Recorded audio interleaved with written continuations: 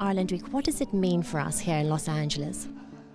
Well, the job of the embassy and the ambassador is to tell Ireland's story.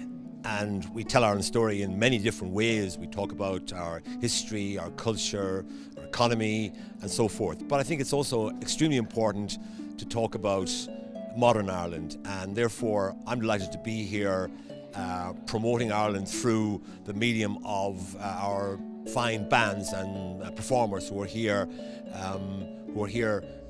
performing here in Los Angeles, which is, after all, a huge media capital and a huge capital for music. And it's great to see these Irish bands getting a chance to tell their story, to give their image of Ireland here on stage at this wonderful club. So I'm delighted to be here supporting these bands and supporting Ireland Week, because Ireland Week's a very good idea, because we don't have as much perhaps activity here on the west coast of the United States as we would have, say, in places like New York and Boston, where there's bigger Irish communities. Here in LA, it's a growing community, it's an important community, and it's important to be here, for me to be here, to help the organisers of Ireland Week to use Ireland Week to showcase Ireland. Well, we certainly have a lot to offer. We certainly do. And so your job in general out here, talk about your job in general. Okay, the job of the embassy and of the ambassador is to represent Ireland in the United States. And that means engaging with the American government, with Congress, with the administration. It means supporting the Irish agencies to promote Irish exports, promote Irish tourism, and to promote investment into Ireland. So I often work with the IDA, Enterprise Ireland and Tourism Ireland to ensure that the Irish economy gets the best possible outcome from our relations with the United States. And remember, our trade with the United States, two-way trade, is more than $100 billion a year. So we are substantial economic partners of the United States. A second thing I do here is I try to connect with the Irish community. And it's amazing here how you find that so many Americans, though they may be 4, 5, 6, 7 generations removed from Ireland, they still have a strong sense of Irishness. And that's important for us, to have 35 million people in this country who identify with Ireland. That's a huge asset. Most countries of our size cannot have that kind of advantage here in the United States. And then finally, I try to tell Ireland's story by going around the country, meeting people, giving talks. I'm also on Twitter, I tweet and I blog. So I try to tell Ireland's story in as many ways as I can, because Ireland is a complex, multifaceted country, and we need to do everything we can around the world to connect us with the communities around the world who are interested in Ireland, and also with those markets that are important for our economy, for our exporters, and for our tourism industry.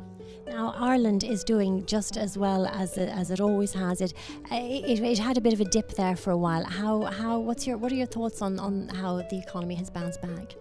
I think it's extremely impressive. I was in Germany when we were in difficulty economically, and I remember those times very well. And at that stage, people wondered if we would ever come back, and now we've come back stronger than ever, and our growth rate at the moment is up to nearly 5% this year. Unemployment's dropping, exports are booming, our tourism industry is booming. So everything is looking very positive for Ireland at the moment, but we can never afford to rest on our laurels. And that's why it's so important for our embassies, and my colleagues all over the world are out there every day knocking on doors, trying to ensure that this time Ireland's economic interests are permanently and strongly represented, that we don't face another downturn like the one we faced in 2009, because I think our Irish people, coped marvellously with that crisis, and we came through it very strongly, and we've been admired widely for that, but you wouldn't want to go through it again. So I think it's extremely important that we make sure that our economy has strength in depth and strength across the board, that we no longer ever find ourselves relying on one industry as we did in the past. And that's why it's so important for Ireland to develop its strengths in the creative industries, because believe me, the creative industries have an increasing importance in the world, as you know, and especially when you come to Los Angeles. You see, this is a city based on the creative industries, and here tonight there are, I gather, a dozen or so record companies. There are a lot of promoters. We want them to see Ireland as a source of excellence across the board, including in the area of popular music and film and TV.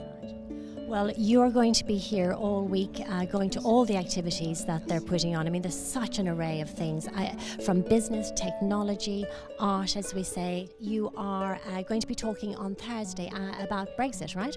Correct, Jess.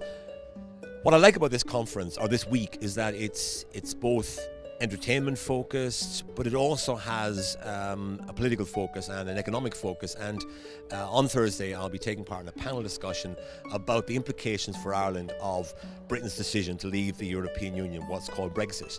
And what I'll be trying to do is to explain to American audiences that, first of all, Ireland will continue to be a member of the European Union. Secondly, Ireland after Brexit will be the only English-speaking country in the European Union, and it will become an even more important bridgehead into Europe for American companies. So I hope that while there are lots of downsides to Brexit, and it's not a good thing and we're not very happy about it, we have to try and exploit and take advantage of the upsides. And one of the upsides is that more American companies, I believe, will want to invest in Ireland, because Ireland will be an even more attractive location for American companies when we're the only English-speaking country in the European Union. And remember, we have a special affinity with the United States, and probably Britain has as well, for different reasons. And I think Americans ought to and will, I believe, start to look more and more to Ireland as a kind of a bridge between the United States and the European Union into the future. And that can be a very big advantage for Ireland. So thrilled to talk to you. Thank you so much for talking to Irish Entertainment TV, and I'm really looking forward to listening to you on Thursday. And thank you for this interview. I've really enjoyed talking to you and talking to your audience. Thank you.